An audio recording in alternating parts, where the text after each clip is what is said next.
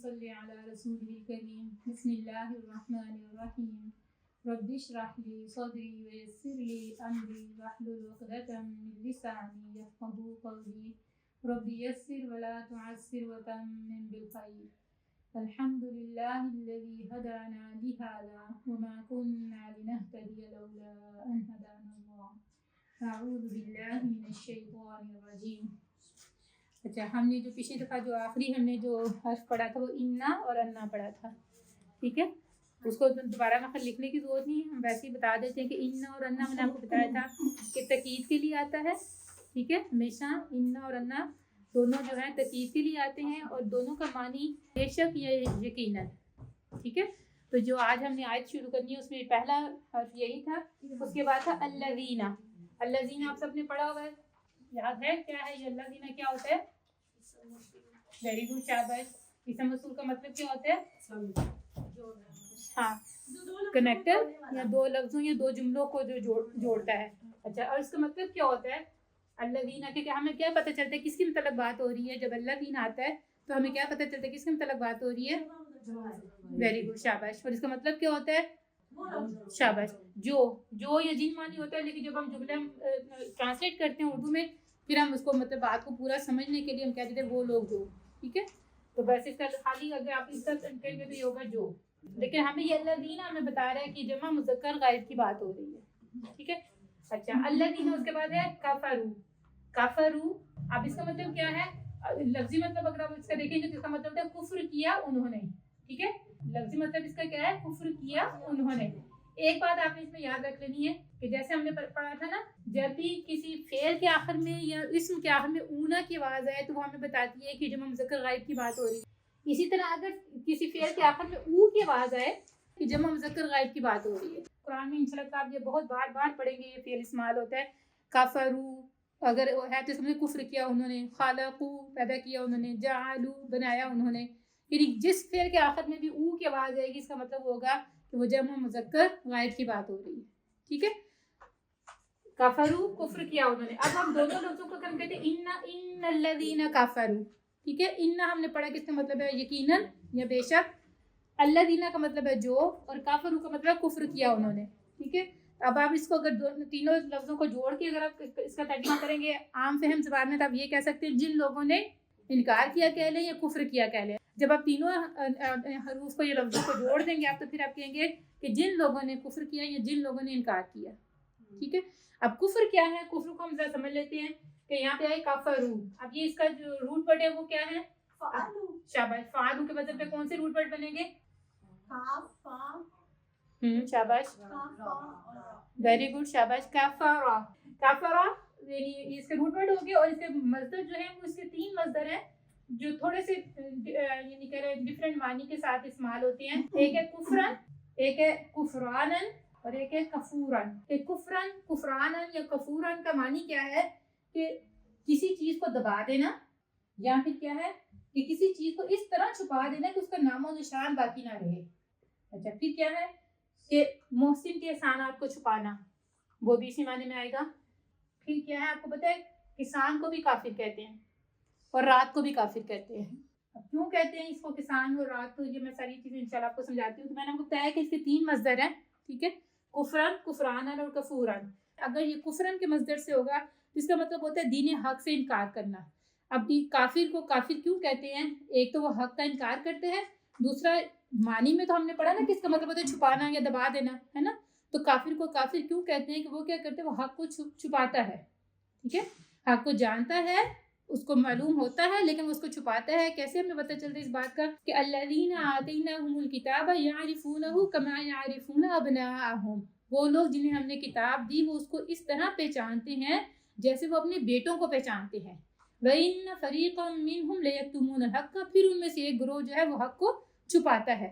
وَهُمْ يَعْلَمُونَ، حالانکہ وہ جانتے ہیں، یعنی جانتے بوجھتے وہ حق کو چھپاتے ہیں، اس لیے وہ کیا ہے؟ وہ کافر کہلاتے ہیں، ٹھیک ہے؟ اور اگر یہ کفران کے معنی میں ہوگا تو یہ ہوتا ہے کفران نعمت۔ سنا ہے آپ نے؟ کفران نعمت کیا ہوتا ہے؟ کہ نعمتوں کی نہ قدری کرنا یا نہ شکری کرنا۔ تو جب انسان نعمتوں کی نہ شکری کرتا ہے، نہ قدری کرتا ہے یا نہ شکری کرتا ہے تو اس کا کیا مطلب ہوتا ہے؟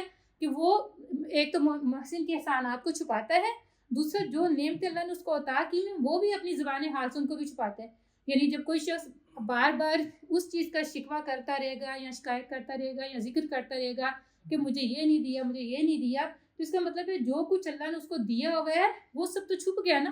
اس کے اس شکوے میں, اس شکایت میں یا اس ذکر میں جو وہ بار بار کیے جا رہا ہے, جتنی نعمتیں یا جتنے احسانات اللہ سبحانہ وتعالیٰ نے اس پر کیے وہ چھپ گئے.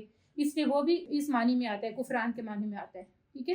اور کس طرح یعنی اللہ تعالیٰ فرماتے ہیں کہ لئن شکرتم لازیدنکم ولئن کفرتم ان عذابی لشدید.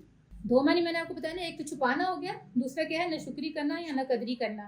تو لئن شکرتم لازیدنکم ولئن کفرتم ان عذابی لشدید, تو اللہ تعالیٰ نے یہ فرمایا کہ اگر تم شکر کرو گے تو میں تمہیں ضرور مزید دوں. لازیدنکم, لا آیا تاکید کے لیے اور نون پہ شد آئی تاکید کے لیے. یعنی اللہ تعالیٰ فرماتے ہیں کہ میں ضرور بے ضرور تمہیں زیادہ دوں گا, مزید دوں گا. وَلَئِن كَفَرْتُمْ, لیکن اگر تم انکار کرو گے تو پھر میرا عذاب بڑا شدید ہے.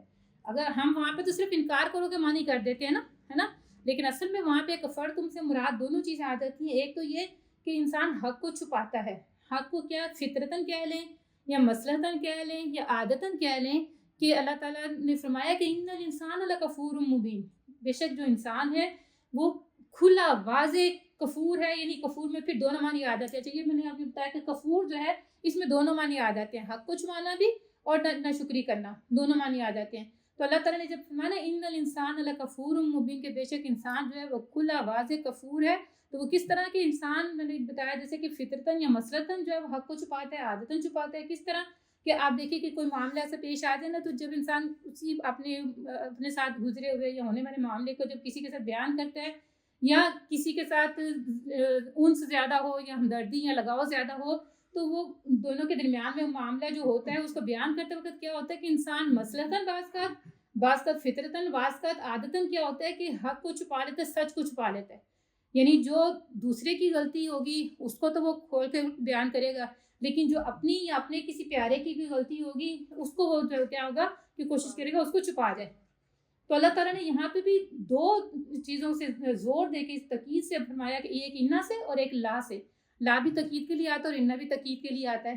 تو دو لفظوں کا استعمال کر کے اس میں فرمایا کہ انسان ہے ہی واضح کیا ہے, کفور ہے, یعنی کہ وہ حق کو بھی چھپانے والا ہے, سچ کو بھی چھپانے والا ہے, اور اس کے بعد کیا ہے نہ شکری نہ قدری بھی کرنے والا ہے.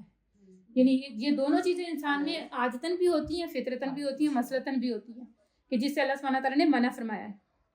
اچھا پھر کیا ہے کہ رات کو بھی جو کافی کہتے ہیں, اس لیے کہتے ہیں کہ رات جو ہے وہ جب رات چھا جاتی ہے, رات کے اندھیرے میں کیا ہوتا ہے کہ ہر چیز چھپ جاتی ہے, چاہے کتنی بھی بڑی کوئی چیز ہے. جب رات کا اندھیرا گھپ اندھیرا جب چھا جاتا ہے, جب کوئی روشنی کوئی لائٹ نہیں ہوتی تو کچھ بھی نظر نہیں آتا. تو جو کسان کو کافر کہتے ہیں وہ اس لیے کہتے ہیں کہ کسان بھی کیا ہوتا ہے بیجوں کو زمین کے اندر دبا دیتا ہے اور چھپا دیتا ہے.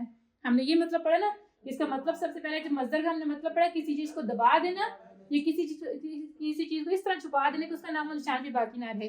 یعنی جب اس کو زمین کے اندر دبا دیتے ہیں, چھپا دیتے ہیں, تو وہ بیج جو ہے وہ تو ختم ہو جاتا ہے, وہ تو پودا بن جاتا ہے, پھر ہے نا. ایک قسم کو اس کا بیج کا جو نام و نشان ہوتا ہے وہ ختم ہو جاتا ہے نا. بیج آپ دیکھیں گے کہ کچھ عرصے بعد پودا بن جاتا ہے تو وہ جڑوں کی شکل اختیار کر لیتا ہے. وہ بیج جو ہوتا ہے اپنی شکل میں وہ تو نہیں رہتا نا قائم. تو یعنی اس لیے اس کو کسان کو جو ہے وہ بھی کیا کہتے ہیں, کافر کہتے ہیں. اچھا ایک کفارہ بھی آپ کو پتہ ہے, کفارہ ہم کہتے ہیں کفارہ بھی اسی چیز سے ہوتا ہے. کفارہ کیوں کہتے ہیں کہ جب انسان کوئی گناہ کر بیٹھتا ہے تو اس کو جب کفارہ ادا کرنے کو حکم دیا جاتا ہے وہ اس لیے دیا جاتا ہے کہ جو اس سے گناہ ہو گیا ہے اب وہ نیکی جو ہے اس گناہ کو ڈھانپ لے یا چھپا لے, یا کیا ہے کہ اس پر اس طرح چھا جائے کہ اس کو چھپا دے. آپ کو پتہ ہے کہ جیسے فرض کریے چھوٹی سی آپ کو پتہ ہے مثال میں آپ کو دیتی ہوں کہ قسم کے معاملے میں جو کفارہ اللہ سبحانہ تعالیٰ نے بیان فرمایا ہے کہ اگر کوئی قسم کھا لیتا ہے اور پھر اس کو پورا نہیں کرتا, پہلی بات تو یہ کہ قسم جو ہے وہ ہمیشہ اگر کھانی پڑ جائے تو اللہ کے نام کی کھانی چاہیے. اللہ کے نام کے علاوہ کسی کی قسم نہیں کھائی جا سکتی, کسی چیز کی بھی نہیں کھائی جا سکتی اور کسی کے نام کی بھی نہیں کھائی جا سکتی. ٹھیک ہے. اور اگر کھانی ہے قسم تو کیا کرنی ہے, اللہ کے نام کی کھانی ہے. اور اگر قسم کھا لی ہے پھر اس کو توڑنا پڑ گیا ہے, وہ ممکن نہیں ہے اس پر عمل کرنا جو قسم کھائی ہے, تو پھر اس کا کفارہ اللہ سبحانہ تعالیٰ نے بیان فرمایا. پھر اس کا کفارہ کیا ہے کہ انسان یا تو 10 مسکینوں کو جو ہے وہ کھانا کھلائے, یا 10 مسکینوں کو کپڑے پہنائے, یا ایک غلام کو آزاد کرے, یا 3 روزے رکھے. اگر کوئی قسم کھا کے توڑنی پڑ گئی ہے کسی وجہ سے, کوئی بھی کام آپ نے کرنے کا سوچا کہ میں قسم کھا لی کہ میں یہ کروں گی یا نہیں کروں گی, دونوں صورتوں میں اگر وہ آپ نے اس پہ عمل نہیں کیا تو پھر کیا ہے کہ اس کا کفارہ اللہ سبحانہ تعالیٰ نے جو فرمایا وہ کہ یہ ہے کہ 10 مسکینوں کو کھانا کھلایا جائے یا 10 مسکینوں کو کپڑے پہنائے جائیں یا ایک غلام آزاد کیا جائے یا پھر 3 روزے رکھے جائیں. اگر یہ تینوں کام نہیں کر سکتے یعنی یہ کفارہ کیوں اللہ سبحانہ تعالیٰ یہ نیکی کا حکم کیوں دیا کہ جو قسم توڑ کے انسان نے گناہ کیا ہے یہ نیکی جو ہے وہ اس پر چھا جائے اور اس کو چھپا دے. ٹھیک ہے, اس لیے اس کو کفارہ کہتے ہیں. اچھا, ان الذین کفروا سواء علیہم, سواء اسم کے طور پہ استعمال ہوگا تو اس کا مطلب کیا ہوگا؟ برابر. ٹھیک ہے, صرف برابر. اس کے روٹ ورڈ ہے سین واو یا. ہاں, سین واو یا اس سے ہمیں نہیں پتہ چل رہا, لیکن کیوں آپ جب اس کا مصدر دیکھتے ہیں تو ہمیں پتہ چلتا ہے کہ اس کے جو ہے روٹ ورڈ جو ہے وہ سین واو یا ہے. حمزہ کی جگہ سمجھے اصل میں کیا ہے, سین واو یا ہے. ٹھیک ہے, سین واو یا ہے. ہمیں یہ اس میں نظر نہیں آ رہی یا, لیکن جب ہم اس کا مصدر دیکھتے ہیں تو ہمیں اس کی یا جو ہے نظر آتی ہے. اس میں کیا ہے سیون یا سیوان. سیون اس طرح سے کہ یہ یا جو ہے خالی یا آگے ہے, وہ پڑھنے میں پڑھی نہیں جا رہی لیکن لکھنے میں لکھی جا رہی ہے. لیکن ہمیں یہ پتہ چل رہا ہے کہ اس کے روٹ ورڈ میں جو ہے یا ہے, حمزہ نہیں ہے. ٹھیک ہے. اچھا, سیون یا سواء. ٹھیک ہے. اچھا, اب اس کا مطلب اگر ہم ویسے تو اس کا اسم کے طور پہ اس کا مطلب دیکھیں اس کا مطلب ہے برابر. ٹھیک ہے, لیکن جب ہم مصدر میں اس کا مطلب دیکھتے ہیں تو اس کا مطلب ہے حالت یا مقدار میں برابر ہونا, اس کے بعد درمیان میں ہونا اور درست ہونا. ان سارے معنی کے لیے یہ لفظ استعمال ہوتا ہے. ٹھیک ہے. اچھا, یہ میں نے آپ کو کہا تھا نا کہ بے شک آپ اگر آپ صرف نہیں پورا لکھا جاتا تو بے شک آپ لکھنے پہ زیادہ فوکس نہ کریں, سمجھنے پہ بات کو فوکس کریں. ٹھیک ہے, تو انشاءاللہ تعالیٰ لکھا ہوا میں آپ کو دے دوں گی. اچھا, اگر ہم اس کو اسم کے طور پہ استعمال کریں تو یہ بھی ہم کہہ سکتے ہیں وہ چیز جس کی دونوں طرفیں برابر ہوں. سوان اگر ہم کہتے ہیں, سوان کے بجائے سوان کہتے ہیں تو وہ کیا ہے, وہ چیز جس کی دونوں طرفیں یعنی دونوں سائڈ برابر ہوں. اچھا, اس کے بعد کیا ہے, صاف ہموار اور درمیانی چیز کو بھی سوان کہا جاتا ہے. صاف ہموار یعنی کھلا صاف میدان جو ہوگا اس کے لیے بھی یہ والا لفظ استعمال ہوتا ہے. ٹھیک ہے. اچھا, سواء علیہم, سواء صرف ہم اس کا اسم کے طور پہ اس کا صرف یہ والا مطلب دیکھیں تو اس کا مطلب ہے برابر. ٹھیک ہے, برابر ہے. علیہم ان پر, اعلیٰ پس ہم. ہم مجھے بتائیں گا اعلیٰ کون سا حرف ہے؟ شاباش. اور ہم کیا ہے؟ شاباش, ضمیر متصل. اور کس کے لیے استعمال ہو رہی ہے, ہمیں کیا پتہ چلے کس کی بات ہو رہی ہے؟ شاباش. کون سے, حاضر کی کہ غائب کی؟ غائب کی. اگر حاضر کی ہوتی پھر کم آنا تھا. ٹھیک ہے, تم سب. ٹھیک ہے, تو اعلیٰ ہم جو ہے یہ کیا بن جائے گا, علیہم بن جائے گا. میں نے آپ کو بتایا تھا جب اس کے ساتھ ضمیر متصل آتی ہے تو یہ جو زبر ہوتی ہے ایک سیدھی زبر بن جاتی ہے اور یا کے اوپر جزم آ جاتی ہے. ٹھیک ہے, تو یہ کیا بن جائے گا, علیہم. پڑھنے میں لکھنے میں ہم اس کو اس طرح لکھیں گے علیہم. اب یہ ہے کیا, یہ کیا بن جائے گا, حرف جر پلس اسم مجرور کیا بن جائے گا. اچھا, یہ بھی آپ کو بتایا تھا کہ اسم مجرور ہمیں نظر نہیں آ رہا. ہمیں پتہ نہیں اسم مجرور تو ہوتا نا کہ جس کے آخری حرف کے نیچے زیر ہو. ٹھیک ہے, لیکن میں نے آپ کو یہ بات بتائی تھی کہ تمام ضمائر جو ہیں وہ ساری کیا ہیں, مبنی ہیں. ٹھیک ہے, وہ استعمال ہوتی ہیں حالت جر میں بھی یعنی زیر کی حالت میں بھی, زبر کی حالت میں بھی, پیش کی حالت میں بھی, لیکن وہ اپنی حالت چینج نہیں کرتی. ہمیں کیسے پتہ چل رہا ہے کہ یہ حرف جر آ گیا, اس کے بعد ضمیر متصل آ گئی اور تمام ضمائر جو ہیں وہ اسم کہلاتی ہیں. ٹھیک ہے, اسم نہیں کہلاتی ہیں تو اسم آ گیا, اس کے بعد حرف جر کے بعد اسم آ گیا, ہم کہیں گے کہ یہ کیا ہے, حرف جر پلس اسم مجرور مرکب جاری بن گیا یہ بھی. ٹھیک ہے, علیہم. یہ تو اتنا دفعہ بار بار آ رہا ہے کہ اب تو آپ کو بالکل یاد ہو جانا چاہیے کہ علیہم ان پر مرکب جاری ہے, جار مجرور ہے بس. ٹھیک ہے, اور ہاں جمع مذکر غائب ہے, ضمیر متصل بھی ہے. ہاں, اور یہ بار بار یہی چیزیں استعمال ہونی, بار بار یہ الفاظ آنے ہیں. اس لیے میں نے ابھی آپ کو ساری ضمائر سکھائی بھی نہیں ہے, صرف یہ جو زیادہ استعمال ہو رہی ہے میں وہی بات ساتھ بتا رہی ہوں تاکہ یہ آپ کو پکی ہو جائیں گی انشاءاللہ تعالیٰ. تو جو دوسری ہیں جو باقی رہ گی وہ کہیں کہیں استعمال ہونی ہے, وہ انشاءاللہ وہاں پہ جب آئیں گی ہم یاد کر لیں گے انشاءاللہ ان کو. ٹھیک ہے. اچھا, علیہم سواء علیہم برابر ہے ان پر. ٹھیک ہے, کیا برابر ہے, انذرتہم. لیکن میں آپ کو بتاتی ہوں کہ اس میں کتنے لفظ باقی ہیں. اس میں پہلے تو یہ حمزہ جو آ رہا ہے یہ کیا ہے, اس کو کہتے ہیں حمزۃ الاستفہام. استفہام میں آپ کو اس لیے سمجھا دیتی ہوں, استفہام جو وہ فہم سے ہے. اس طرح ہمیں پتہ چل رہا ہے کہ فہم سے, جیسے استغفار کا مطلب کیا ہوتا ہے, استغفار کا مطلب ہوتا ہے نا چاہنا, مغفرت چاہنا, بخشش چاہنا. اسی طرح مطلب استفہام یعنی جاننا چاہنا, سمجھنا چاہنا. یعنی دو چیزیں ہیں جس میں آپ کو کنفیوژن ہے, آپ ان کو سمجھنا چاہتے ہیں تو کیا ہے کہ آپ اس کے لیے استعمال کریں گے, اس لیے اس کو حمزۃ الاستفہام کہتے ہیں. ٹھیک ہے. تو حمزۃ الاستفہام اس کا نام ہے, لیکن اس کا مطلب کیا ہے؟ اس کا مطلب ہوتا ہے کیا. ٹھیک ہے. اچھا, اب یہ بات آپ نے بس یاد رکھنی ہے کہ جب اس کیا کے بعد, اس حمزہ کے بعد اگر اسی جملے میں ام آ جاتا ہے نا, تو پھر ہم اس کا مطلب کیا نہیں کرتے, پھر ہم اس کا مطلب خواہ کرتے ہیں یا چاہے کرتے ہیں. ٹھیک ہے. اب ہم دیکھ رہے ہیں کہ یہاں پہ اس جملے میں انذرتہم کے بعد ام لم تنذرہم آ گئے. ٹھیک ہے. اچھا, اس کا مطلب ویسے کیا ہوتا ہے جب یہ استفہام کے طور پہ استعمال ہوتا ہے تو اس کا مطلب کیا ہوتا ہے. ٹھیک ہے. لیکن جب اس کے بعد ام آ جاتا ہے تو پھر اس کا مطلب خواہ یا چاہے ہوتا ہے. اب یہاں پہ ہم دیکھ رہے ہیں کہ اس جملے میں ام آ گیا, انذرتہم ام لم تنذرہم, تو وہاں پہ ہم اس کا ترجمہ خواہ کریں گے یا چاہے کریں گے. ٹھیک ہے. انذر کا جو ہے, انذر جو ہے یہ ہے فعل پلس کیا ہے تا, تا جو ہے وہ فاعل ہے. انذر جو فعل ہے, تا فاعل ہے, اور فاعل کیا ہوتا ہے؟ کام کرنے والا. فعل کام, ہاں فعل کام اور فاعل کام کرنے والا. ٹھیک ہے. تو فاعل جو ہے وہ کس صورت میں آئے؟ یا ضمیر کی صورت میں آئے, یہ بھی ضمیر متصل کہلاتی ہے. ٹھیک ہے. فعل ماضی کے ساتھ جو آخر میں ضمیر جو آئیں گی وہ میں آپ کو ساتھ ساتھ بتاتی جاؤں گی انشاءاللہ. ابھی ہمیں یہ جو جیسے انعام تو ہم نے پڑھا تھا نا سورہ فاتحہ میں, انعام کیا تو نے, ہے نا, تو کس معنی میں آ رہا تھا وہاں پہ؟ تو واحد مذکر کے لیے, تو واحد مذکر حاضر کے لیے. ٹھیک ہے. تب آپ نے یہ بات یاد رکھنی ہے, جب بھی کسی فعل کے ساتھ فعل کے آخر میں تازبر تا آئے گا تو وہ کس کے لیے استعمال ہوگا؟ وہ فعل تو واحد مذکر حاضر. جب تو کہتے ہیں تو اسی سے پتہ چل جاتا ہے کہ حاضر کی بات کر رہے ہیں, ہے نا. جب ہم وہ کہتے ہیں تو اسی سے پتہ چل جاتا ہے کہ ہم غائب کی بات کر رہے ہیں. ٹھیک ہے. تو بے شک آپ تو مذکر حاضر بھی مذکر بھی کہہ لیں گے تو بھی وہ آپ کو بات سمجھ آ جائے گی کہ حاضر کی بات ہو رہی ہے. انذرتا یعنی خبردار کرے تو یا ڈرائے تو. ہم جائے یہ کیا ہے؟ یہ بتائیے کیا ہے؟ ضمیر متصل ہے. کس کی بات ہو رہی ہے؟ کیسے پتہ چل رہا ہے کس کی بات ہو رہی ہے؟ شاباش, جمع مذکر غائب کی بات ہو رہی ہے. شاباش. ٹھیک ہے. ہم ہو چاہے ہم ہو, بس آپ نے یہ بات یاد رکھ لینی. ہاں. اچھا, ایک بات اور یاد رکھ لیں, ہم جو ہے وہ چاہے ضمیر منفصل کی شکل میں آئے, چاہے وہ متصل کی شکل میں ہم یا ہم آئے, دونوں صورتوں میں, تینوں صورتوں میں اس کا مطلب ہاں یہی ہوگا جمع مذکر غائب. ٹھیک ہے. اگر منفصل ہوگی تو ہم ہی آئے گی ہمیشہ, ہم نہیں آئے گی. ٹھیک ہے. لیکن اگر متصل ہوگی تو ہم بھی ہو سکتی ہے اور ہم بھی ہو سکتی ہے, لیکن ان تینوں صورتوں میں معنی اس کا ایک ہی ہوگا. ہمیں سمجھ یہی آئے گی کہ یہ بات کس کی ہو رہی ہے؟ جمع مذکر غائب کی بات ہو رہی ہے. ٹھیک ہے. چاہے ہم آئے چاہے ہم آئے, چاہے علیحدہ آئے چاہے جڑی ہوئی آئے, اس کا مطلب کیا ہوگا؟ جمع مذکر غائب. ٹھیک ہے. تو ہم کیا ہے؟ انذرتہم, کہ آپ خبردار کریں ان کو. ٹھیک ہے. اس کا میں پورے کا ترجمہ لکھ کے پھر میں آپ کو ساتھ بتاتی ہوں.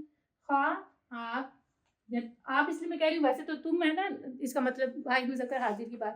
نبی صلی اللہ علیہ وسلم کو خطاب کر رہے ہیں اللہ سبحانہ تعالیٰ, اس لیے آپ اس کو اگر آپ کہتے ہیں تو اس میں عربی میں کوئی معنی میں فرق نہیں ہے. ٹھیک ہے. عربی میں آپ کہنا ہو, تو کہنا ہو, تم کہنا ہو, اس کے لیے ایک ہی ضمیر استعمال ہوگی. ٹھیک ہے. آپ خبردار کریں ان کو. ٹھیک ہے. اچھا, خبردار کریں ان کو. اب ہم اس کو تھوڑا سا دیکھ لیتے ہیں آگے. یہ تنذر بھی آ رہا ہے, وہ بھی اس کا بھی روٹ ورڈ اور مصدر یہی ہے, اس لیے ہم اس کو تھوڑا سا دیکھ لیتے ہیں. انذرتا کس وزن پہ آئے گا؟ افعلتا کے وزن پہ. ٹھیک ہے. تو اس کا روٹ ورڈ کیا بنے گے؟ نون زال را. ٹھیک ہے. انذرتا کس وزن پہ بن جائے؟ افعلتا.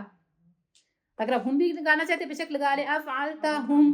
تو اب کیا ہم نے تو صرف وہ دیکھنے کہ فا اور عین اور لام کے وزن پہ کون سا آ رہا ہے, لیول پہ کون سا لیٹر آ رہا ہے, وہ کون سے آ رہے ہیں؟ نون زال اور را. اور اس کا مصدر جو ہے وہ انذارن ہے. انذار ہم نے اردو میں بھی سنا ہوگا, میرے خیال کتابوں میں تو پڑھا ہوگا یہ لفظ آپ نے, انذار. انذارن یا نذورن, انذارن یا نذورن. اچھا, اس کا مطلب کیا ہوتا ہے؟ کسی متوقع خطرے سے خبردار کرنا. میں جب آپ کو سمجھاؤں گی نا تو اس وقت میں یہ چاہتی ہوں کہ یہ آپ کو بات صحیح سمجھ آئے. جب ہم میں آپ کو ڈیٹیل انشاءاللہ اس کی بتاؤں گی نا تو اس سے سمجھ آئے گی کہ یہ سارے میننگ بن کیسے رہے ہیں.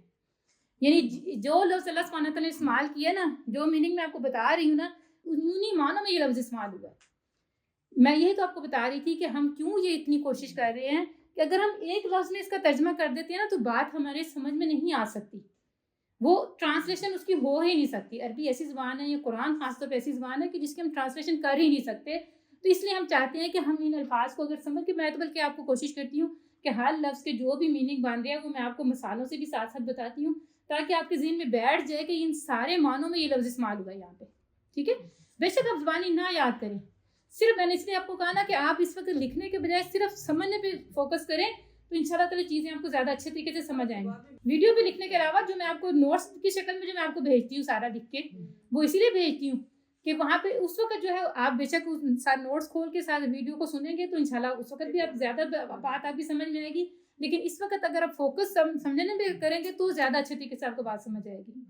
ٹھیک ہے، یہ معنی میں آپ کو بتاتی ہوں کہ یہ جو بھی میں یہاں پہ معنی لکھتی ہوں وہ سارے اس لفظ میں استعمال ہو رہے ہیں، انہی معنوں میں یہ وہ لفظ آتا ہے. اگر ہم ایک معنی میں اس کا مطلب کر دیں گے تو پھر وہ یہی ہوتا ہے کہ پھر قرآن ہمارے دلوں پہ اثر کرتا ہی نہیں ہے، کیونکہ ہم صرف ایک ظاہری جو معنی ہوتا ہے وہ لے لیتے ہیں، باقی اللہ سبحانہ تعالیٰ نے جس مقصد کے لیے جن معنوں میں وہ لفظ وہاں پہ استعمال کیا ہے وہ ہمیں پتہ ہی نہیں چلتا. ٹھیک ہے، تو اس لیے بس آپ اس بات سے پریشان، میرا مقصد یہ نہیں کہ آپ رٹا لگائیں. ٹھیک ہے، مقصد یہ ہے کہ یہ لفظ بار بار استعمال ہونے ہیں، آپ صرف فوکس کریں، سمجھنے کی کوشش کریں کہ جب بھی کہیں پہ آگے جب جا کے یہ لفظ آئیں گے تو انشاءاللہ تعالیٰ آپ کے دل پہ یہ باتیں یہ الفاظ اثر کریں گے انشاءاللہ. ٹھیک ہے، اچھا اس کی سے متوقع خطرے سے خبردار کرنا. ٹھیک ہے، اس کے بعد کیا ہے؟ وارننگ دینا. وارننگ دینا یا متنبہ کرنا، اردو میں کہیں گے متنبہ کرنا. ٹھیک ہے، اس کے بعد کیا ہے؟ محبت اور شفقت کی بنا پر ایسی خبر دینا جس سے دل میں خوف پیدا ہو. اچھا یہ میں نے آپ کو بتایا تھا کہ تا جو ہے یہاں پہ انذرتا میں تا جو فاعل ہے. ٹھیک ہے، اور ایک بات آپ نے یاد رکھنی کہ فاعل جو ہمیشہ مرفوع ہوتا ہے، وہ اگر اسم ظاہر کی شکل میں ہوگا تو اس کے جو اس کی حالت رفع ہمیں نظر آ رہی ہوگی، آخر میں وہ یہاں تو حالت رفع میں ہوگا یا اس کے آخر میں پیش ہوگی. ٹھیک ہے، لیکن ضمیر کی شکل میں ہوگا تو ضمیر چونکہ متصل ہوتی ہے وہ اپنی شکل نہیں بدلے گی، لیکن جب بھی ہمیں پتہ چلے کہ یہ فاعل کی جگہ پہ آئی ہے تو ہمیں پتہ چل جائے گا کہ یہ فاعل جو ہے وہ ہمیشہ مرفوع ہوتا ہے. ٹھیک ہے، جب ہم اس کو مینشن کرنا چاہیں گے تو ہم کہیں گے کہ یہ فاعل جو ہے مرفوع ہے. ٹھیک ہے، اب آپ کو اس کی مثال کیسے میں آپ کو دیتی ہوں. جیسے آپ کو پتہ ہے کہ کسی بچے کو جب سوئچ بورڈ سے یا آگ کے پاس جانے سے روکا جاتا ہے، ڈرایا جاتا ہے نا، تو وہ کیا ہوتا ہے؟ محبت و شفقت کی بنا پر ڈرایا جاتا ہے نا اس کو، ہے نا. ویسے تو نہیں مطلب یہ کہہ لیں کہ جس کو وارننگ دی جاتی ہے، متنبہ کیا جاتا ہے، خبردار کیا جاتا ہے، کس وجہ سے کیا جاتا ہے؟ محبت و شفقت کی بنا پر. تو یعنی نبی صلی اللہ علیہ وسلم بھی جو لوگوں کو جو ڈرا رہے تھے یا خبردار کر رہے تھے وہ محبت و شفقت کی بنا پر کر رہے تھے، یعنی وہ سختی کے لیے یا ان کو ویسے خوف دلانے کے لیے نہیں کر رہے تھے، بلکہ وہ چاہتے تھے کہ وہ اس خطرے سے بچ جائیں، محفوظ رہیں. جیسے ہم بچے کو روکتے ہیں اسی طرح وہ بھی روک رہے تھے، ان کو بچا رہے تھے کہ کہیں ان کو نقصان نہ اٹھا لیں. ٹھیک ہے، پھر کیا تھا؟ انذرتہم ام لم تنذرہم. اب میں نے آپ کو بتایا تھا کہ جیسے اگر کسی لفظ کے ساتھ آ کے بعد ام آ جائے تو اس کا مطلب ہم نے خواہ کیا. یہاں پہ ام آ گیا، ام کا مطلب ہوتا ہے یا. ٹھیک ہے، لم، ام کے بعد لم کا مطلب ہوتا ہے نہ. ٹھیک ہے، لم کا مطلب کیا ہوتا ہے؟ نہ. ام کا مطلب یا، لم کا مطلب نہ. تنذر بھی جو ہے یہ فعل ہے. ٹھیک ہے، اور پلس کیا ہے؟ ہم کیا ہے؟ ضمیر. اب یہ ہمیں کیا بتا رہی ہے؟ کس کی بات ہو رہی ہے؟ ہم آگے کس کی بات ہو رہی ہے؟ شاباش، یہ ضمیر متصل ہے اور بات کس کی ہو رہی ہے؟ جمع مذکر غائب کی. ٹھیک ہے، ام لم تنذرہم، یا تو نہ خبردار کرے ان کو. یعنی کیا اللہ تعالیٰ فرما رہے کہ سواء علیہم، برابر ہے ان پر، انذرتہم کہ آپ خبردار کریں ان کو، ام یا لم تنذرہم آپ نہ خبردار کریں ان کو. اب ہم نے اس کا مطلب پڑھا تھا کہ حالت یا مقدار میں برابر ہونا. اب کیوں اللہ سبحانہ تعالیٰ نے یہ والا لفظ استعمال کیا؟ یعنی اللہ تعالیٰ فرما رہے ہیں کہ آپ ان کو ڈرائیں یا نہ ڈرائیں، ان کے لیے برابر ہے. آپ ڈرائیں گے تو بھی انہوں نے مان نہیں لانا، نہیں ڈرائیں گے تو بھی انہوں نے مان نہیں لانا. یعنی حالت اور مقدار میں کیسے برابر ہو گیا کہ ڈرانا یا نہ ڈرانا ان کے لیے برابر ہے. ٹھیک ہے، سمجھے؟ ایک طرف ڈرانا ایک طرف نہ ڈرانا، دونوں چیزیں برابر ہیں ان کے لیے، ان کو کوئی فرق نہیں پڑنے والا اس سے. اگلا طرف لا یؤمنون، وہ ایمان نہیں لائیں گے، وہ ایمان نہیں لائیں گے. اچھا یہاں پہ آپ یہ دیکھیں کہ یہ میں آپ کو بتا دوں لا کا مطلب کیا ہوتا ہے، تو آپ کو پتہ ہے نا لا کا مطلب کیا ہوتا ہے؟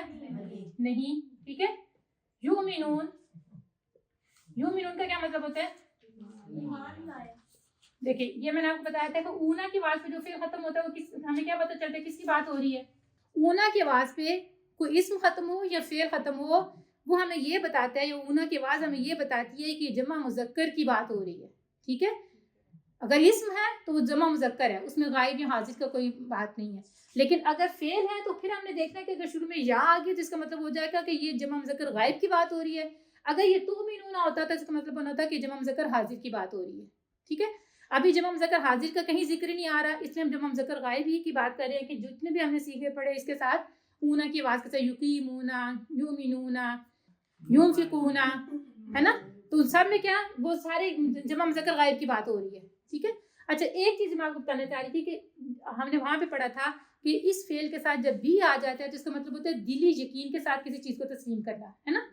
ہم نے اس کے یؤمنون کے کیا معنی پڑھے تھے وہاں پہ بھی کہ کسی کی بات پر بھروسہ کرنا، کسی کی بات پر اس طرح اعتبار کرنا کہ کوئی شک باقی نہ رہے، کسی کی بات کو تسلیم کر لینا، اور پھر اگر اس کے ساتھ بھی آ جائے تو اس کا مطلب ہوتا ہے دلی یقین کے ساتھ تسلیم کر لینا۔ ایک تو ہوتا ہے نا کسی نے کوئی بات کی ہم نے مان لی، ایک ہوتا ہے کہ دل میں اس بات کا یقین ہو کہ واقعی یہ جو بندہ بات کہہ رہا ہے وہ صحیح کہہ رہا ہے، ٹھیک ہے۔ اب یہاں پہ اللہ سبحانہ تعالیٰ نے بھی نہیں استعمال کیا۔ متقین کی جتنی اللہ سبحانہ تعالیٰ نے صفات بیان فرمائی تھی وہاں پہ جو ان کی صفات بیان فرمائی تھی ان کے ساتھ بھی آیا تھا، یعنی وہ دلی یقین کے ساتھ ان ساری چیزوں کو مانتے تھے، لیکن یہاں پہ اللہ سبحانہ نے بھی نہیں استعمال کیا، یعنی کہ جو کافر مشرک ہے وہ دلی یقین تو چھوڑا، وہ زبانی طور پہ بھی ان چیزوں کا نہیں مانتے، یعنی زبانی طور پر بھی نہ نبی صلی اللہ علیہ وسلم کو مانتے ہیں، نہ ان کی بات کو مانتے ہیں، نہ ان کی خبر کو مانتے ہیں، ٹھیک ہے۔ اس لیے یہاں پہ جو ہے بھی نہیں آیا۔ لیکن ایک صرف بھی نہ آنے سے کتنا معنی میں فرق پڑ جاتا ہے کہ متقین کے لیے تعلق ہے کہ وہ دلی یقین کے ساتھ ان کی ہر چیز کو، ہر بات کو، ہر خبر کو تسلیم کرتے ہیں، لیکن جو کافر مشرک ہیں وہ زبان سے بھی نہیں مانتے، ٹھیک ہے۔ لا یؤمنون، وہ ایمان نہیں لائیں گے۔ تو یہاں پہ معنی میں لکھا تھا نا کہ کسی متوقع خطرے سے خبردار کرنا، تو نبی صلی اللہ علیہ وسلم نے جب سب سے پہلے جب ان کو دعوت دی تھی تو یہی بتایا تھا نا کہ اگر میں تمہیں یہ کہوں کہ بھی پہاڑ کے پیچھے سے کوئی لشکر تم پہ حملہ کرنے والا ہے تو کیا تم یقین کرو گے؟ تو یعنی وہ کیا اس کو ڈرا رہے تھے ان کو کہ قیامت آنی ہے، حساب کتاب ہونا ہے، تم نے اللہ کے سامنے حاضر ہونا ہے، تو اس لیے تم اس خطرے سے بچ جو وہاں پہ جا کے تمہیں نقصان اٹھانا پڑے گا، اس سے تم بچ جاؤ۔ خاتم اللہ کا تو ہم نے پڑھ لیا ہوگا نا، اللہ جو ہے ال پلس الہ کا مجموعہ ہے، ٹھیک ہے، اور صرف اللہ کے لیے اس میں اللہ کا اسم ذات ہے، صرف اللہ کے لیے استعمال ہوتا ہے، باقی کسی بھی چیز کے لیے ہم الہ استعمال کر سکتے ہیں، لیکن اللہ جو ہے وہ صرف اللہ کے لیے استعمال کر سکتے ہیں، ٹھیک ہے۔ اور کیا تھا کہ الہ کون ہے؟ جس کی عبادت کی گئی ہو، ٹھیک ہے۔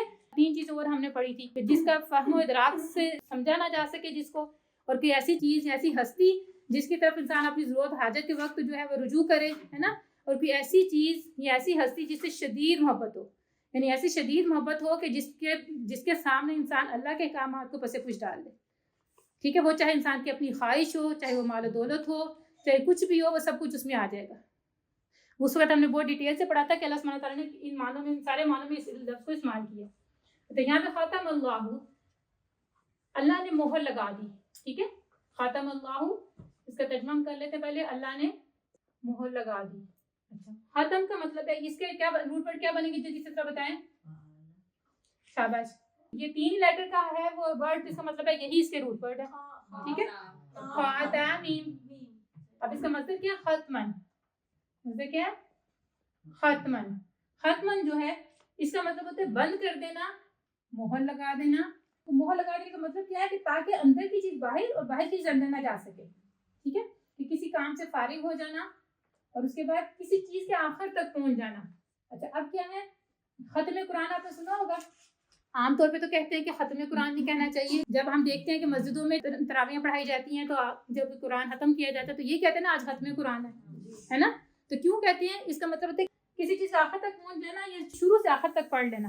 ختم قرآن کیا ہوتا ہے کہ یعنی شروع سے آخر تک قرآن پڑھ لیتا ہے تو اس کو کہتے ہیں جی آج ختم قرآن ہے، ٹھیک ہے، اس لیے اس کو کہا جاتا ہے۔ اور کسی چیز کے آخر تک پہنچ جانا یعنی شروع سے قرآن کو شروع کر کے آخر تک پڑھ لیا ہے، اس لیے اس کو ختم قرآن کہا جاتا ہے، ٹھیک ہے۔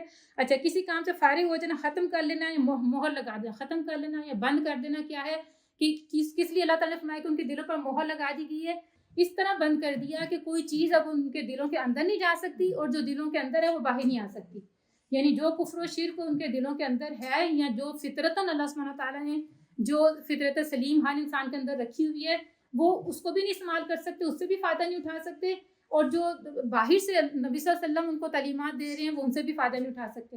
ایک اس معنی میں استعمال کر سکتے کہ جو کفر و شرک ان کے دلوں کے اندر بیٹھ گیا وہ ختم نہیں ہو سکتا، وہ باہر نہیں نکل سکتا، اور جو حق کی بات ان کو بتائی جا رہی ہے یا جس کا وہ مشاہدہ کر رہے ہیں وہ بھی ان کے اندر نہیں جا سکتی، وہ اس کو بھی سمجھ نہیں سکتے، ٹھیک ہے۔ تو ختم اللہ علی قلوبہم، اعلیٰ قلوبی جب آیا، اعلیٰ کا مطلب تو پتہ نہیں کون سا حرف ہے، جلدی سے بتائیں، شاباش، نہیں اعلیٰ قلوبی جب ہم کہتے ہیں تو یہ کیا بن جائے گا؟ حرف جاری سے مجرور، مرکب جاری، شاباش، مرکب جاری، حرف جر پر ایسے سمجھو کیا بن گیا؟ مرکب جاری، ٹھیک ہے۔ اب ہم آگے دیکھتے ہیں ہم کو، بعد میں مرکب جاری بن گیا، اس کے بعد ہم نے دیکھا کہ قلوبی جو ہے وہ ایک تو اس مجرور کے طور پر استعمال ہو رہا ہے، آگے پھر ہم کے ساتھ جڑ رہا ہے جب، تو یہ کیا بن جائے گا؟ قلوبی پلس ہم۔ اب مجھے بتائیں اب یہ کیا بن گیا؟ ہاں شاباش، یہ ہمیں یہ پتہ چل گیا کہ جب ہم ذکر غائب کی بات ہو رہی ہے، ٹھیک ہے. اب یہ دو دس پہلا اسم جو ہے اس کو آپ تھوڑا سا اس کو ذہن میں لانے کی کوشش کریں. میں نے آپ کو بتایا تھا جب اسم جو ہے ویسے تو یا تو اس کے ساتھ ال ہوتا ہے یا تنوین ہوتی ہے نا، لیکن ال بھی نہیں ہے تنوین بھی نہیں ہے، تو پھر وہ کیا ہوتا ہے؟ پھر وہ ہمیشہ مضاف کی صورت میں آئے گا. یہاں پہ یہ کس صورت میں آ رہا ہے؟ مضاف کی صورت میں آ رہا ہے. ہمیں کیسے پتہ چل رہا ہے؟ کیونکہ اس کے ساتھ نہ ال ہے نہ تنوین ہے، ٹھیک ہے. اور اس کے بعد ہم جو ہے ضمیر متصل ہے، تو دونوں مل کے کیا بن جائیں گے؟ مرکب اضافی، ٹھیک ہے. ایک میں نے آپ کو بتایا تھا نا کہ کا کی کے عموماً اس کے ترجمے میں کا کی کے آتا ہے. اگر آپ کو اسم ظاہر نظر نہیں آ رہا نا تو آپ جب ترجمہ کرتے ہیں قلوبہم ان کے دل، ہے نا، تو اس سے ہمیں پتہ چل رہا ہے کہ مرکب اضافی ہے. مرکب اضافی کے ترجمے میں عموماً کیا آئے گا؟ کا کی کے کا، اردو میں کا کی کے کا معنی آئے گا، ٹھیک ہے. جب آپ نے کہا قلوبہم ان کے دل تو ہمیں پتہ چل گیا یہ مرکب اضافی ہے، ٹھیک ہے. سب سے پہلے ہمیں یہ پتہ چلا کہ قلوبی جو ہے یہ تنوین کے بغیر ال کے بغیر ہے، اس لیے مضاف ہے. اس کے بعد ہم نے دیکھا کہ اس کے بعد ضمیر متصل آئی ہے، اور ضمیر ہمیشہ اسم ہوتی ہے، ٹھیک ہے، اس کی جگہ پہ استعمال ہوتی ہے. لیکن جب ہم کہتے ہیں نا تو جب ان کا نام لیتے ہیں تو ہم لکھتے ہیں اسماء ضمیر، ضمیروں کے نام، ٹھیک ہے. تو اسمی ہے، یہ بھی ہم نے پڑھا تھا مرکب اضافی کا تو دو ایسے اسموں کا مجموعہ ہوتا ہے جس میں ایک کا تعلق دوسرے کے ساتھ بیان کیا جائے. تو یہاں پہ ان کا تعلق دل کے ساتھ بیان کیا جا رہا ہے نا. اس لیے کیا ہو گیا؟ قلوبہم ان کے دل، علی قلوبہم ان کے دلوں پر. علی قلوبہم کا مطلب کیا ہو جائے گا؟ ان کے دلوں پر. ختم اللہ علی قلوبہم، اللہ نے ان کے دلوں پر مہر لگا دی. اچھا اب کیا ہے؟ ختم اللہ علی قلوبی. قلوبی کہاں پر اگر روٹ ورڈ دیکھیں تو کیا بنے گا؟ قاف لام با، شاباش. اور اس کا مصدر بن جائے گا قلبن، ٹھیک ہے. قلوبی کا مصدر کیا بن جائے گا؟ قلبن. اب قلبن کا مطلب کیا ہے یہ آپ نے ذرا دیکھنے دھیان سے غور کرنا ہے، نہ رٹا لگانا ہے نہ اس پہ لکھنے پہ فوکس کرنا ہے، ٹھیک ہے. کسی چیز کو ایک حالت یا رخ سے دوسری طرف پھیرنا، ٹھیک ہے. کسی چیز کو ایک حالت یا رخ سے دوسری طرف پھیرنا، الٹنا پلٹنا، موڑنا اور جانچنا. یہ جو جانچنا لفظ ہے میں آپ کو بتاتی ہوں کہ میں نے جب یہ پڑھا نا تو مجھے پہلے میں کتنی دیر غور کرتی تھی کہ یہاں جانچنا کے معنوں میں کیوں اللہ سبحانہ تعالیٰ یہ لفظ مارا کہ اس کے معنی جانچنا کیوں بن رہا ہے. اب میں آپ کو بتاتی ہوں انشاءاللہ تعالیٰ کہ جو مجھے سمجھ آئی کہ جانچنا کیوں اللہ سبحانہ تعالیٰ ایسا لفظ استعمال کیا جس کے معنی جانچنا بھی ہیں.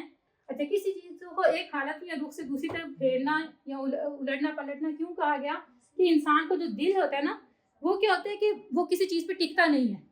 پتہ ہے نا آپ کو کہ ایک پل میں کچھ چاہتا ہے دوسری پل میں کچھ اور چاہتا ہے. ایسا ہوتا ہے نا کہ بعض کا انسان کیا ہوتا ہے کوئی کام بڑے ذوق و شوق سے شروع کرتا ہے لیکن جلدی اسے وقت آ جاتا ہے اور چاہتا ہے کہ بس میں کچھ اور کروں. تو کیا آپ نے دیکھا ہوگا کہ میں یہ سمجھتی ہوں کہ آج کل کی جو جنریشن ہے نا، جو ینگ جنریشن ہے، وہ اس چیز کو زیادہ اچھے طریقے سے سمجھ سکتے ہیں کہ کیا ہوتا ہے کہ کوئی کام بڑے شوق سے شروع کرتے ہیں اور جلدی اس وقت آ جاتے ہیں. ہوتا ہے نا ایسے. تو اکثر اسی وجہ سے ہم کیا کرتے ہیں دیکھتے ہیں کہ جو چھوٹے چھوٹے بچے ہوتے ہیں وہ بھی کہتے ہیں میں بور ہو رہا ہوں یا میں بور ہو رہی ہوں، ہے نا. وہ اس وجہ سے ہوتا ہے کہ وہ کام جو بھی کام شروع کرتے ہیں اس میں ان کا دل نہیں لگتا، فوراً ان کا دل چاہتا ہے نہیں کچھ اور کریں، یہ نہیں کچھ اور کریں. ایسا ہوتا ہے نا. تو اس لیے سمجھے کہ اللہ سبحانہ تعالیٰ نے اس کے لیے ایک تو یہ استعمال کیا، لفظ ایسا استعمال کیا جس میں کیا ہوتا ہے کسی چیز کو ایک حالت کے رخ سے دوسری طرف پھیرنا، یعنی کہ ان کا دل ایک دم ایک چیز سے دوسری طرف مڑ جاتا ہے. ایک کام کرنے کو دل چاہتا ہے، صادق کہتا ہے نہیں یہ کرنا ہے. کھانے کو کیا لیں، ایک پل میں کہیں گے یہ چیز کھانے کو دل کر رہا ہے، دوسرے پل میں کہیں گے نہیں ہم نے یہ نہیں کھانا. ہاں صادق کہیں گے نہیں یہ نہیں ہم نے یہ کھانا ہے. ہوتا ہے نا اسی طرح. اس لیے یہ والا معنی استعمال کیا گیا. پھر اس کے بعد کیا ہے؟ موڑنا اور جانچنا. اچھا اس میں کیا ہوتا ہے کہ ایک تو ہم نے پہلے یہ بات دیکھنی ہے کہ دل کو جو اللہ سبحانہ تعالیٰ نے قلب جو فرمایا نا، اس سے مراد کیا ہے؟ اس سے مراد وہ دل نہیں جو ہمارا جو آرگن ہے جو ہمارے جسم میں موجود ہے ایک گوشت کے لوتھڑے کی شکل میں. اس سے مراد عقل و شعور، احساس و ارادہ ہے. کیوں اللہ سبحانہ تعالیٰ نے یہ لفظ استعمال فرمایا یہاں پہ کہ انسان کے عقل و شعور اور احساس و ارادے کا جو مرکز ہوتا ہے نا وہ یہی دل ہوتا ہے. یعنی جو جسے ہم دل کہتے ہیں، جو آرگن ہمارے جسم کے اندر موجود ہے، جسے ہم گوشت کا جو لوتھڑا ہے جسے ہم دل کہتے ہیں، وہ اصل میں کیا ہے؟ وہ اللہ سبحانہ تعالیٰ کے نزدیک عقل و دانائی اور احساس و شعور کا مرکز وہی ہے. کیسے پتہ چلتا ہے اس بات کا کہ اللہ سبحانہ تعالیٰ نے فرمایا لہم قلوب لا یفقہون بہا، ان کے دل ہیں لیکن ان سے سمجھتے نہیں ہیں. ٹھیک ہے. پھر اللہ سبحانہ تعالیٰ نے فرمایا کہ افلا یتدبرون القرآن ام علی قلوب اقفالها، کیا بس وہ تدبر نہیں کرتے قرآن میں یا ان کے دلوں پر تالے لگے ہوئے ہیں. اچھا پھر آپ نے دیکھا ہوگا کہ عام روزمرہ زندگی میں بھی ہم کیا جب کہتے ہیں نا عقل پہ پردے پڑ جانا، جب انسان کوئی غلط فیصلہ کر بیٹھتا ہے یا اسے اپنے ہی کسی فیصلے سے اس کو نقصان اٹھانا پڑ جاتا ہے تو کیا کہتے ہیں؟ بس جی کیا بتاؤ میری تو عقل پہ پردے پڑ گئے تھے، ہے نا. کہتے ہیں نا. تو یہ سمجھے کہ اس وجہ سے اللہ سبحانہ تعالیٰ نے یہ والا جو لفظ یہاں پہ استعمال کیا ہے. پھر کیا ہوتا ہے کہ اس سے یہ تو معنی اس کے ہو گئے نا. ٹھیک ہے, آگے کیا ہے کہ میڈیکل کی زبان میں جو ہے ہمارا دل چاہے کتنا بھی صحت مند ہو, لیکن کیا ہے کہ اللہ سبحانہ تعالیٰ کے نزدیک یا ہمارے اسلام کی روح سے جب ہم اس کو دیکھتے ہیں تو 4 صورتیں ایسی ہوتی ہیں کہ جس میں جو اللہ سبحانہ تعالیٰ نے دل کا جو کام بیان فرمایا نا کہ عقل و شعور اور دنائی کا احساس, وہ کیا ہوتا ہے اللہ سبحانہ تعالیٰ کہ 4 صورتوں میں جو دل جو ہے نا ہمارا جو آرگن جو ہے وہ یہ عقل و شعور کا احساس کا یا جو ہے نا دنائی کا کام چھوڑ دیتا ہے. یعنی عقل و دنائی کا یا احساس و شعور کا کام نہیں کرتا. یہ ہمارا آرگن کب نہیں کرتا؟ 4 صورتیں ہیں, ان میں سے پہلی صورت جب دل پہ مہر لگا دی جاتی ہے تو یعنی اس کو دل کو اس طرح بند کر دیا جاتا ہے کہ نہ اندر کی ایک تو فطرت سلیم باہر آ سکتی ہے, نہ بندہ اس سے فائدہ اٹھا سکتا ہے, نہ اس کے اندر جو کفر و شرک اس کے دل میں بیٹھ گیا نہ وہ باہر آ سکتا ہے, نہ حق کی بات اس کے اندر جا سکتی ہے. جس انسان کے دل پہ مہر لگا دی جاتی ہے وہ اپنے ارد گرد بے شمار نشانیاں دیکھتا ہے نا. ہر انسان اپنے ارد گرد کائنات کی بے شمار نشانیاں ہر وقت دیکھتا ہے, لیکن جن کے دل پہ مہر لگ جاتی ہے وہ اس سے فائدہ نہیں اٹھا سکتے, ان کے دلوں پہ کوئی فرق نہیں پڑتا, وہ عقل و شعور یا دنائی اس سے حاصل نہیں کر سکتے. جبکہ جس کے دل پہ مہر نہیں لگی ہوگی وہ چھوٹی چھوٹی چیز جو ہے وہ ایک دنائی کی بات جو ہے وہ حس کر لے گا, ہے نا. اچھا, پھر دوسری بات کیا ہوتی ہے جب کسی کے دل پہ تالا لگ جائے. جب کسی کے دل پہ تالا لگا دیا جائے تو بھی کیا ہوتا ہے کہ انسان جو ہے وہ عقل و شعور سے کام نہیں لے سکتا. کس طرح نہیں لے سکتا کہ عام یہ آپ دیکھیں کہ جب کسی چیز پہ تالا لگ جاتا ہے تو نہ اندر کی چیز باہر آ سکتی ہے نہ باہر کی چیز اندر جا سکتی ہے. تو بالکل جیسے مہر لگا دی جائے, جیسے میں نے آپ کو بتایا تھا کہ جب مہر لگا دی جائے کسی چیز پہ تو جب تک اس مہر کو توڑا نہیں جائے گا نہ کوئی چیز اندر جا سکے گی نہ باہر آ سکے گی. اسی طرح جب کسی چیز پہ تالا لگ جائے تو بھی نہ کہ اندر کی چیز باہر آ سکے گی نہ باہر کی چیز اندر جا سکے گی. ٹھیک ہے. اچھا, تیسری صورت کیا ہوتی ہے کہ جب دل پہ زنگ لگ جائے. جب دل پہ زنگ لگ جاتا ہے تو کیا ہوتا ہے پھر بھی جو انسان عقل و شعور سے کام نہیں لے سکتا. ویسے آپ کو پتہ ہے عام روزمرہ زندگی میں ہم نے کسی چیز کی مضبوطی کی مثال دینی ہو تو ہم لوہے سے دیتے ہیں کہ وہ تو لوہے جیسا مضبوط ہے نا. کسی چیز کے متعلق آپ کہتے ہیں کہ وہ چیز اتنی مضبوط ہے, لوہے کی طرح مضبوط ہے. تو کسی بھی چیز کی مضبوطی کے لیے جو ہے وہ لوہے کی مثال دی جاتی ہے. لیکن کیا ہوتا ہے کہ لوہے کو جب زنگ لگ جاتا ہے تو کیا ہوتا ہے تھوڑے ہی دنوں میں اگر اس زنگ کو دور نہیں کیا جاتا, اس کو ریپیئر نہیں کیا جاتا تو وہ زنگ بڑھتے بڑھتے کیا ہوتا ہے پورے جو پارٹ ہوتے ہیں یا حصہ ہوتا ہے وہ ایسے ہو جاتا ہے کہ اس کو آپ انگلیوں میں پکڑ کے مسل سکتے ہیں. بالکل اس میں سوراخ ہو جائیں گے, گل جائے گا, بالکل خراب ہو جائے گا. حتیٰ کہ اگر آپ نے کچھ دیر تک اس کو ریپیئر نہیں کیا تو پھر وہ حصہ کاٹنا پڑے گا, اس حصے کو کاٹ کے اس کی جگہ پہ دوسرا لگانا پڑے گا, یا اگر پوری چیز پہ لگ گیا زنگ تو پوری چیز ہی جو ہے وہ چینج کرنی پڑے گی. تو اسی طرح جب انسان کے دل پہ زنگ لگ جاتا ہے تو پھر کوئی بھی چیز کو فائدہ نہیں دے سکتی, وہ بیکار ہو جاتا ہے بالکل سمجھے. ٹھیک ہے. چوتھی چیز کیا ہوتی ہے کہ جب دل جو ہے وہ گناہوں کی سیاہی سے سیاہ ہو جائے. جب دل گناہوں کی سیاہی سے سیاہ ہو جاتا ہے تو بھی انسان پہ کوئی بھلائی کی یا نیکی کی یا عقل و شعور کی بات جو اثر نہیں کر سکتی. کس طرح نہیں کر سکتی کہ نبی صلی اللہ علیہ وسلم نے فرمایا کہ جب انسان ایک گناہ کرتا ہے تو اس کے دل پہ ایک سیاہ دھبا پڑ جاتا ہے. اگر تو وہ توبہ کر لیتا ہے تو اس دھبے کو صاف کر دیا جاتا ہے, لیکن اگر وہ گناہ پہ گناہ کرتا جاتا ہے تو وہ دھبا بڑھتے بڑھتے اس کے پورے دل کو سیاہ کر دیتا ہے. جب پورا دل جب سیاہ ہو جاتا ہے تو کیا ہوتا ہے کہ پھر انسان جو ہوتا ہے ایک چھوٹے بچے کی طرح اپنے ہی نقصان کی طرف, اپنی ہی ہلاکت کی طرف لپکتا ہے. بالکل ایسے ہی جیسے میں آپ کو پھر بچے کی مثال دیتی ہوں. ایک چھوٹا بچہ نا جو اس کو نہیں پتا ہوتا کہ کیا چیز میرے لیے نقصان دہ ہے, مثلا وہ سوئچ بورڈ کی طرف لپکتا ہے. سوئچ بورڈ کہیں کوئی بچہ دیکھ لے نیچے تو فوراً کوشش کرتے اس کے اندر ہاتھ ڈالنے کی. کیسے اس کو روکا جاتا ہے؟ آگ کی طرف لپکے گا, کانچ کی چیز کی طرف لپکے گا, کیونکہ اس کو نہیں پتا ہوتا. کوئی بھی ایسی چیز جو اس کے لیے نقصان دہ ہے لیکن اس کو نہیں پتا. تو بالکل اسی طرح جب انسان کا دل سیاہ ہو جاتا ہے تو وہ بھی برائیوں کی طرف, گناہ کی طرف اسی طرح لپکتا ہے. لیکن بچے کو تو ہم روک سکتے ہیں, روکتے بھی ہیں, روک بھی سکتے ہیں, لیکن جس کا دل سیاہ ہو جائے اس کو ہم روک بھی نہیں سکتے. کیا صورت ہے اس کے دل کی سیاہی دور کرنے کی؟ صرف ایک ہی صورت ہے کہ وہ توبہ کے آنسوؤں سے جو ہے وہ اس جو سیاہی کو وہ دھو ڈالے. اگر تو انسان واقعی احساس اس کو ہو جائے, اللہ تعالیٰ اس توفیق دے دیں اور وہ اتنی توبہ کرے اور آئندہ سے عہد کرے کہ میں آئندہ دوبارہ یہ گناہ ہے, یہ غلطی نہیں کروں گا, تو وہ جو دھبا جو ہوتا ہے وہ سمجھے وہ صاف ہو جائے گا اور انشاءاللہ تعالیٰ دوبارہ اس کا دل جو ہے وہ کیا ہوگا, قلب سلیم بن جائے گا. قلب سلیم کیا ہے کہ قلب سلیم ایسا دل جس میں ان چاروں بیماریوں میں سے کوئی بیماری نہ ہو, چاروں برائیوں میں سے کوئی برائی نہ ہو. جو آپ کو 4 چیزیں بتائیں نا, 4 صورتیں جو بتائیں, تو اس لیے ہمیں یہ دعا کرنی چاہیے کہ اللہ سبحانہ تعالیٰ ہمیں ان چاروں بیماریوں سے یا ان چاروں چیزوں سے جو ہم نے بیان کی ان سے اللہ سبحانہ تعالیٰ ہمیں بچا کے ہمارے دلوں کو قلب سلیم بنا دے. کیونکہ قیامت کے دن کیا ہوگا کہ صرف وہی کامیاب ہوگا جس کا دل قلب سلیم ہوگا. اللہ تعالیٰ فرماتے ہیں الا من اتی اللہ بقلب سلیم، اللہ کے پاس جب جائے گا جس کا دل قلب سلیم ہوگا وہی سمجھے کامیاب ہوگا۔ اس کے علاوہ سلیم یعنی صحیح، تندرست، یعنی جس میں یہ 4 بیماریوں میں سے یا 4 برائیوں میں سے کوئی برائی نہیں ہوگی، اس کا دل ہی قلب سلیم ہوگا، تو وہی کامیاب ہو سکے گا، ورنہ کوئی دوسرا جو ہے وہ کامیاب نہیں ہو سکے گا۔ ہم کہتے ہیں قلب سلیم کیا ہے؟ دنیا میں تو ہم دیکھتے ہیں کہ ذرا انسان کا دل کمزور ہے، کسی کا اسٹنٹ ڈل گیا، خدا نہ سے کسی کی سرجری ہو گئی ہے، تو ہم کہیں گے یہ بیمار ہے، اس کا دل بیمار ہے یا صحت مند نہیں ہے دل۔ لیکن میڈیکل کی زبان میں چاہے دنیا میں دل انسان کے کتنا بھی کمزور یا بیمار کیوں نہ ہو، آخرت کی اصطلاح میں کیا ہے؟ قلب سلیم وہ ہے جس میں یہ 4 چیزیں نہیں ہیں بس۔ چاہے دنیا میں وہ کتنا بھی کمزور تھا، لیکن اگر اس میں یہ 4 چیزیں نہیں تھی تو اس کا مطلب ہے کہ اس کا دل جو تھا وہ قلب سلیم تھا، اور وہی کامیاب ہوگا۔